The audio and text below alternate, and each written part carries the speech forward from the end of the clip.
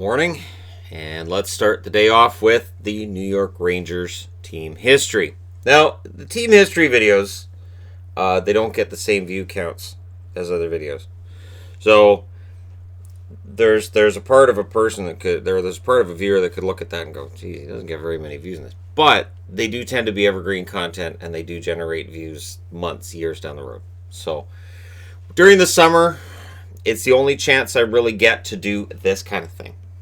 So, that being said, and these being the madness boards of the summer, they just don't have tons of magnets all over them. Let us get into the New York Rangers history. And the first thing we're going to look at, of course, is their all-time leading scorers. Now, what stands out to me about the New York Rangers is I've done Montreal, Detroit, Chicago, Boston, and what stands out to me is the Rangers, their scoring list. It feels like it's a little bit easier to get into their top 10 scorers than a couple of the other original six teams. Now, this is a team that has had limited success over the last, how do we qualify this, since 1940 or since 1994. Been a lot of upheaval, a lot of change, and so it makes sense that players' careers in New York aren't necessarily as long as they might be in Boston, Detroit, Montreal, Toronto. I expect Toronto's top 10 to require more than 507 points to get into it. But anyways, their leading scorer all time, Rod Gilbert, 406 goals, 615 assists, 1,021 points.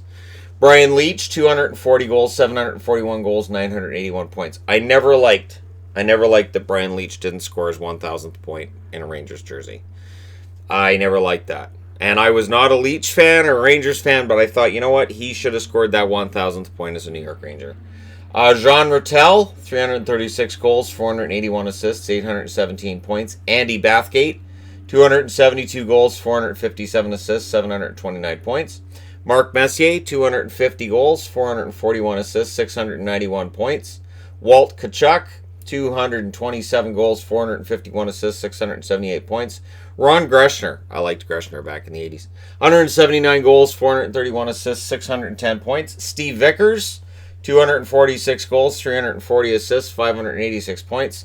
Vic Hadfield, 262 goals, 310 assists, 572 points. And Adam Graves rounds out the top 10 with 280 goals, 227 assists, 507 points. And it did surprise me that Graves was in the top 10.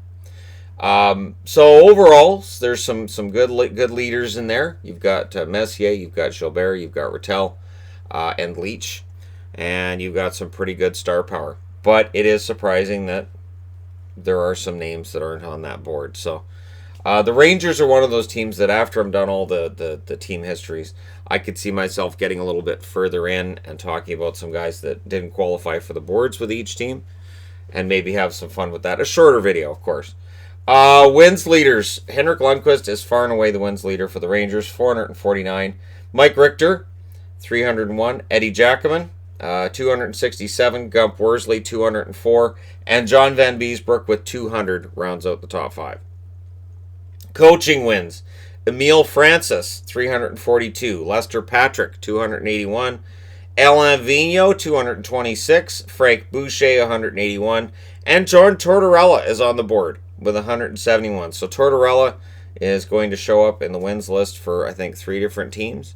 And it is impressive how many coaches are able to string together some pretty good wins totals for numerous teams, Tortorella being one of them. So, playoffs, you say. Well, 59 out of 92 seasons, they have been in the playoffs. Stanley Cups in 1928, 1933, 1940, and 1994. And no playoffs. That's been an ongoing thing for them in their history. From 43 till 47, from 51 to 55, 59 to 61, 63 to 66, meaning from 59 to 66 they made the playoffs once, and from 97 until 2004 they were out of the playoffs. It's a team that has had extended runs of not being in the playoffs, which explains why these lists may not have as much in the way of elite numbers as other original six teams may have. More challenges for the New York Rangers, to which New York Rangers fans are going to say, yeah, we know. And the interesting thing is, and I mentioned this in the Rangers season preview, that they won that cup in 94. And to me, it wasn't that long ago.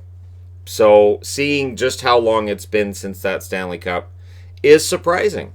It's surprising because I don't think this team has necessarily been run really badly. They just haven't had another championship run.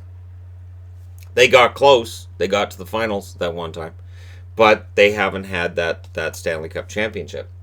Now, team captains, this is a smaller list than I thought there would be. Bill Cook from 1926 to 1937. Then from 1942 to 45, Erhard Heller. 1945 to 48, Neil Colville. 1951 to 53, Alan Stanley. A lot of breaks in here where they didn't have a captain, so apparently they were like, we don't need a captain. 1955 to 57, Harry Howell. 1961 to 64, Andy Bathgate. 1964-65, Camille Henry. 1965 to 71, Bob Nevin. 1971 to 74, Vic Hadfield. 1974 to 76, Brad Park. 1975 to 78, Phil Esposito. 1978 to 80, Dave Maloney. 1980 to 81, Walt Tkachuk. 1980 to 86, Barry Beck. 1986-87, that is Ron Greschner's year. 1987 through 91, Kelly Kissio, a guy who I should at some point do a video about. 1991 through 97, and 2000 to 2004, Mark Messier. 1997 to 2000, Brian Leach. 2006 to 2008, Jaromir Jagr. 2008 to 2011, Chris Drury. 2011 to 2014, Ryan Callahan. And 2014 to 2018, Ryan McDonough. And last year, no. So, will they do what they used to do, which is they wait a while before naming a captain. There's no rush. So, it's a long history, but it's not as long as some of the other original 6 teams. So, thank you. And I think of Detroit as the one that gave me writer's cramp. So, thank you, Rangers, for not giving me that problem. Now, top 10 draft picks. There have been a lot of those for the New York Rangers over the years. 1963 drafting 4th, Al Osborne, and at 10th, Terry Jones. 1964 drafting 3rd, Ron Graham. Drafting 9th, Tim Ecclestone. 1965 drafting 1st, Andre Villiers. And drafting 6th, George Surmay. Drafting 10th, Michel Parizeau. Drafting number 2 in 1966, they drafted Brad Park. Drafting 8th, Joey Johnston. 1967, drafting 6th, Bob Dixon. 1969, drafting 8th, Andre Dupont. 1971, drafting 10th, Steve Vickers. 1972, drafting 10th, Al Blanchard. 1976, drafting 6th, Don Murdoch. 1977, drafting 8th, Lucien Deblois. 1981, drafting 9th, James Patrick. 1985, drafting 7th, Alf Dolan. 1986, drafting 9th, Brian Leach. 1987, drafting 10th, Jason Moore. 1993, drafting 8th, Nicholas Sundstrom. 1998, drafting 7th, Manny Malhotra. 1999, they had 2 in the top 10 that year. Number 4, Pavel Brendel. Number 9, Jamie Lundmark. Pavel Brendel might be one of the most disappointing top draft picks we've seen in the time I've watched hockey. A lot of talent, but that drive to get to that next level wasn't there. 2001, drafting 10th, Dan Blackburn. 2004, drafting 6th, Al Montoya. 2010, drafting 10th, Dylan McElrath. 2017, drafting 7th, Elias Anderson. 2018, drafting 9th, Vitaly Kravtsov. And of course, in the draft we just had, 2019, drafting 2nd, Kaapo Kakko.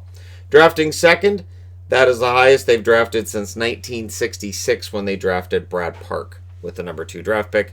Brad Park, a Hall of Fame talent. So that speaks pretty well to the odds that maybe they'll have something worth keeping in Kaapo Kakko, which, of course, Rangers fans will say, of course he's worth keeping. Hasn't played a game yet, but he's already got these really high expectations, and we'll see how things work out for him.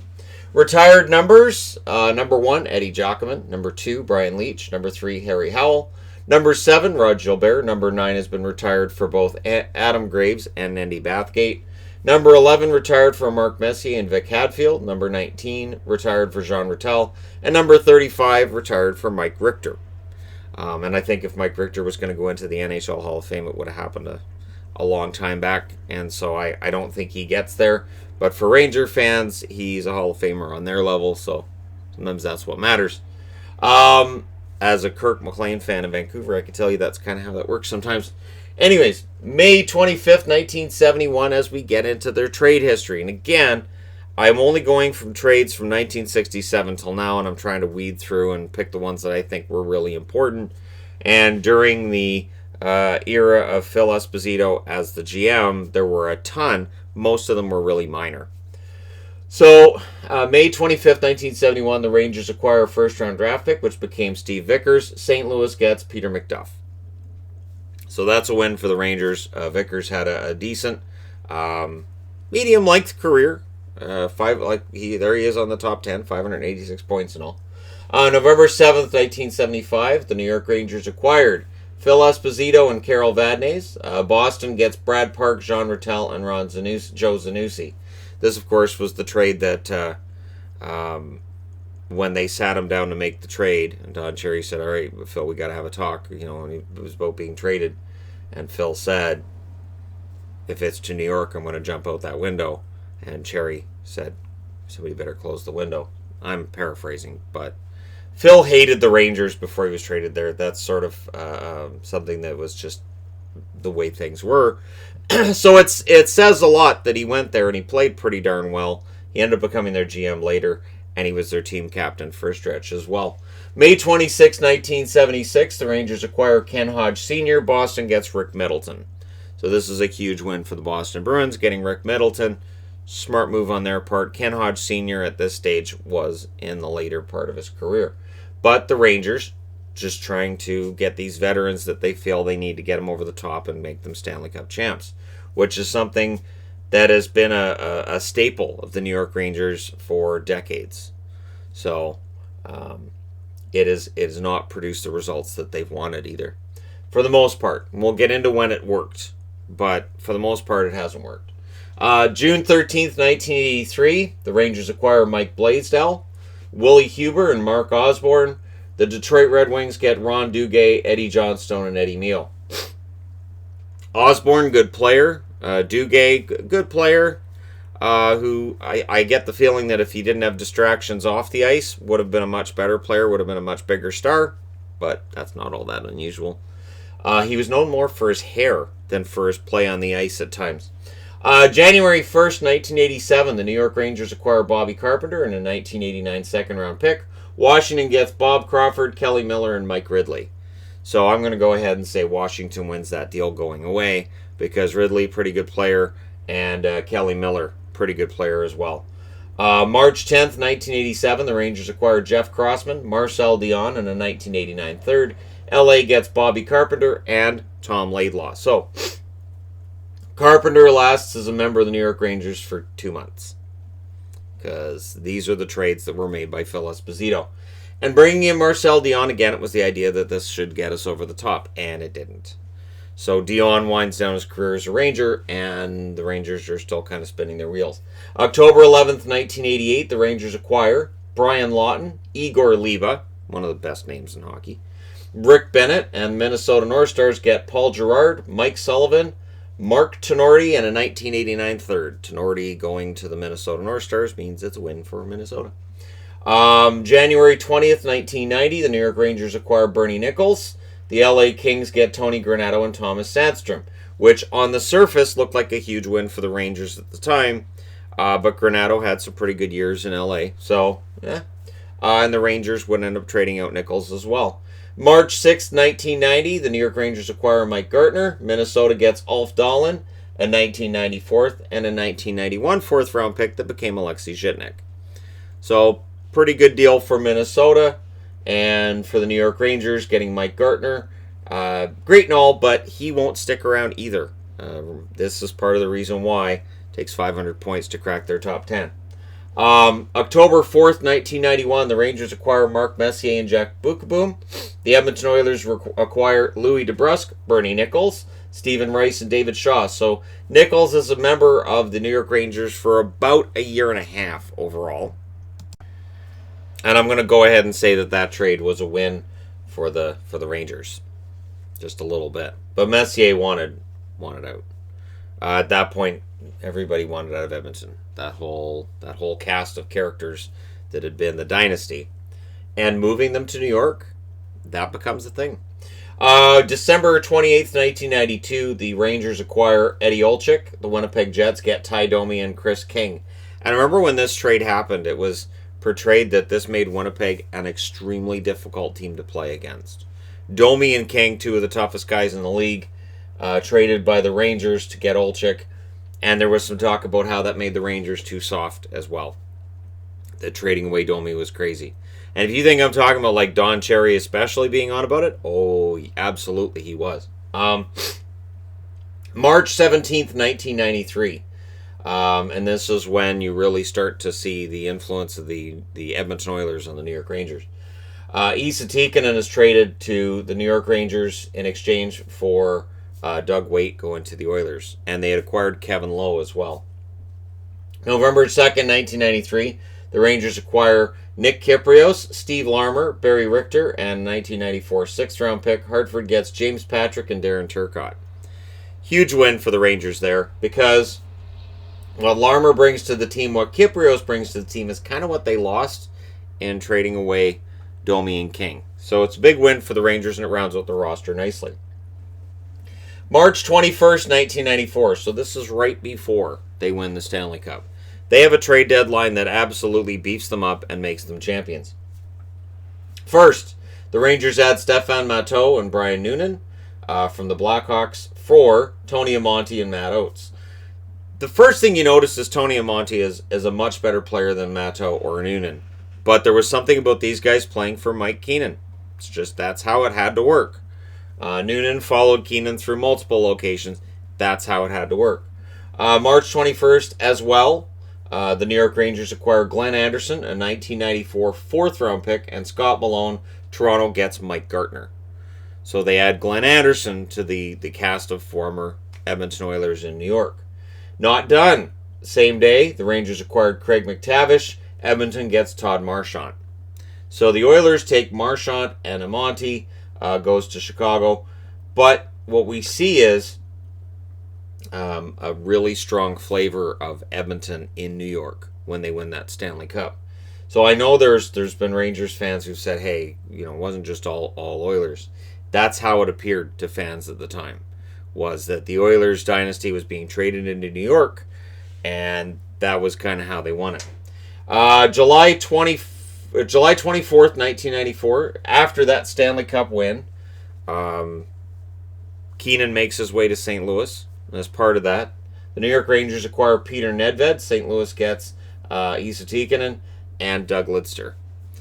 And Nedved, at some point maybe I'll do a video on Nedved as well, because Nedved's career is one of those ones that's it's upsetting because he had all the talent in the world. The motivation, not as much. August 31st, 1995, the Rangers acquire Luc Robitaille and Ulf Samuelsson. Pittsburgh gets Peter Nedved and Sergei Zubov.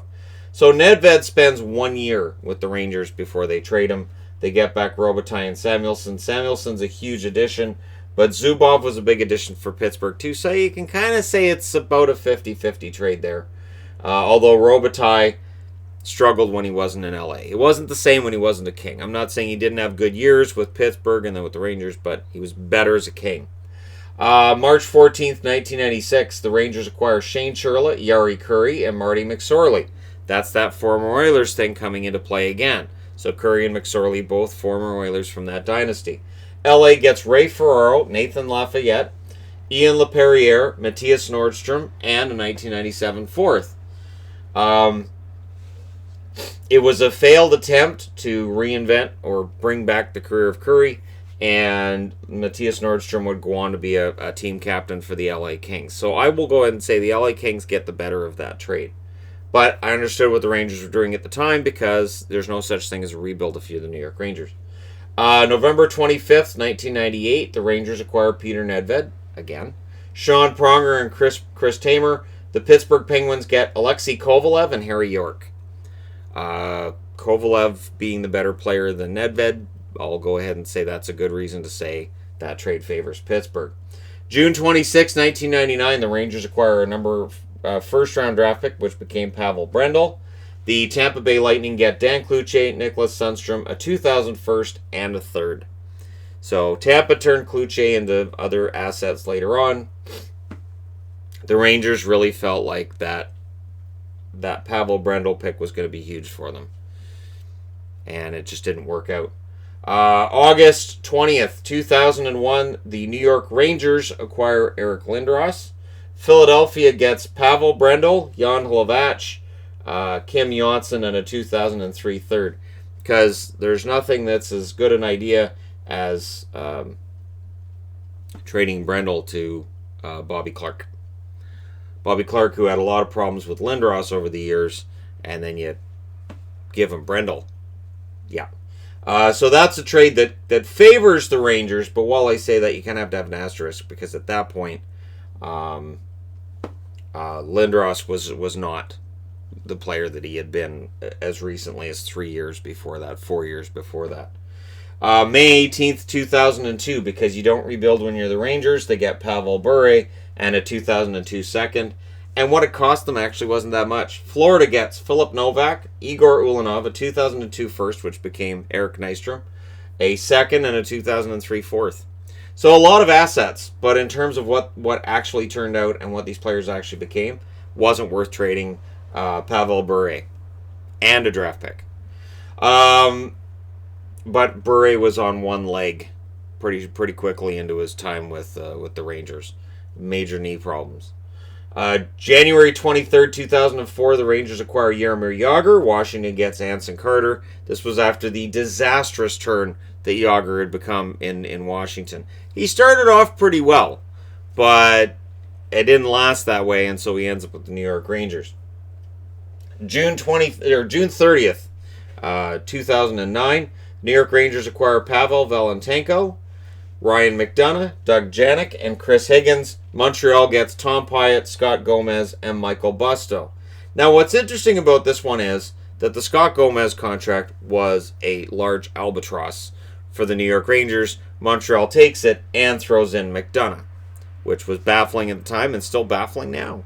But it wasn't a great trade for Montreal. It was a pretty good one for the Rangers, but if you measure success by Stanley Cups, everything's a wash. July 23rd, 2012, the New York Rangers get Rick Nash and Steven Delisle. Columbus gets Brandon Dubinsky, Artem Anisimov, Tim Erickson, and a 2013 first-round draft pick. So it did cost them to get Rick Nash, but I think it was a cost that they were willing to give at that time. And it was likely one that, let's be honest, it wasn't a bad deal at the time. It's probably not a bad deal looking back at it now. February 28th, 2016, the New York Rangers get Eric Stahl, and they traded a second-round pick in 2016, a second-round pick in 2017, and Alexei Zuccarello to the Carolina Hurricanes.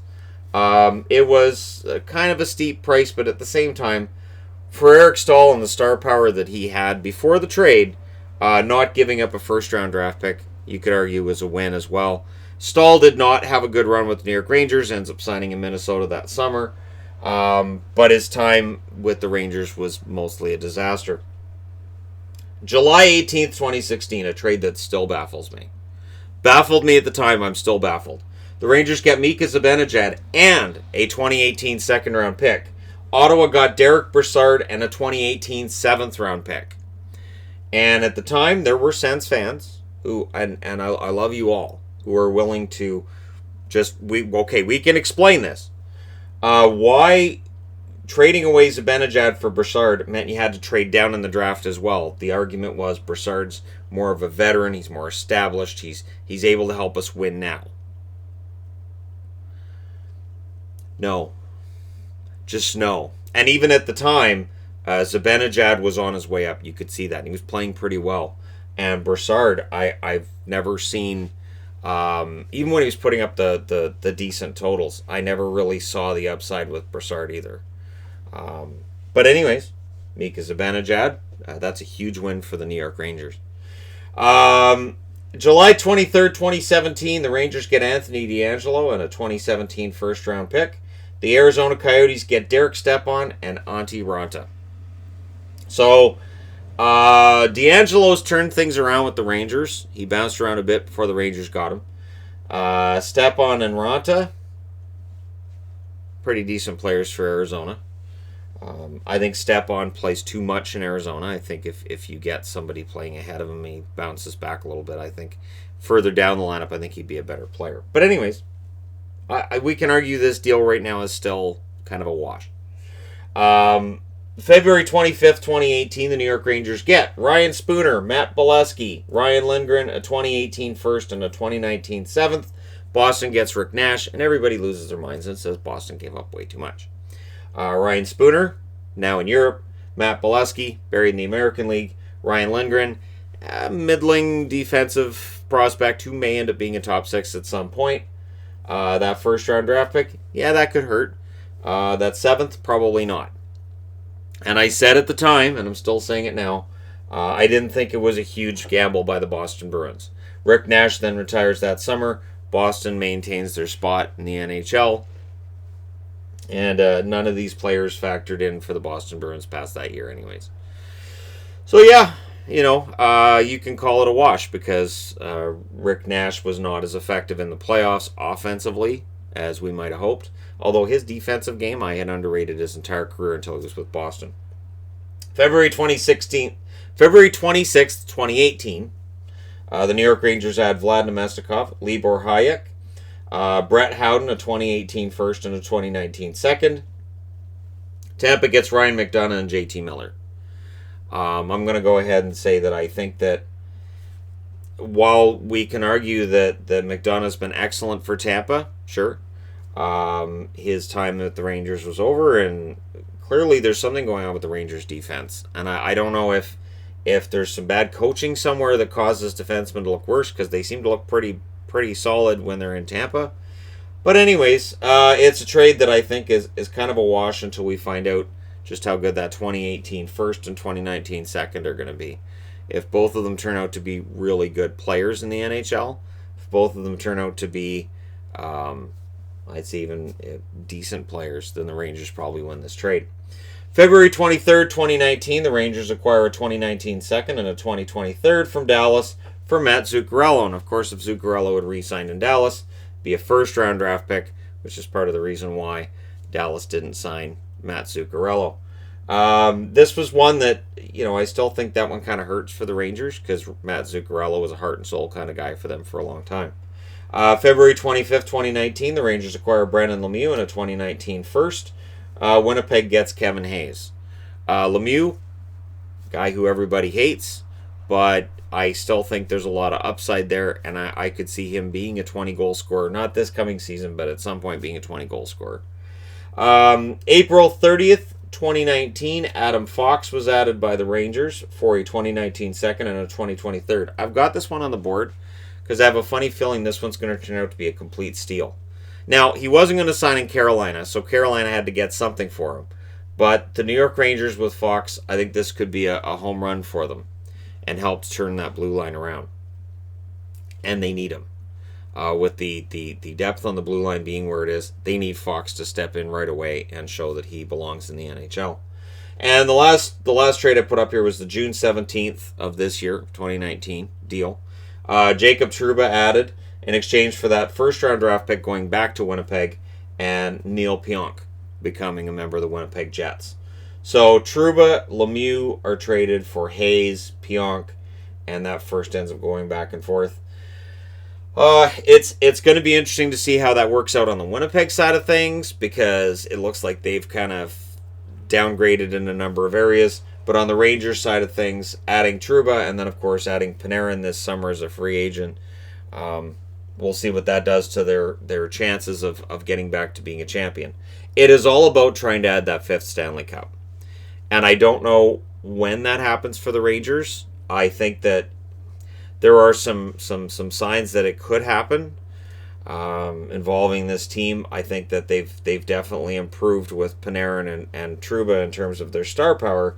I do have concerns about their overall depth. But Solid history. I understand that there's Ranger fans who are tired of hearing about their long droughts in between Stanley Cups. I'm not trying to state anything of that nature, just, putting the numbers up on the board as they are.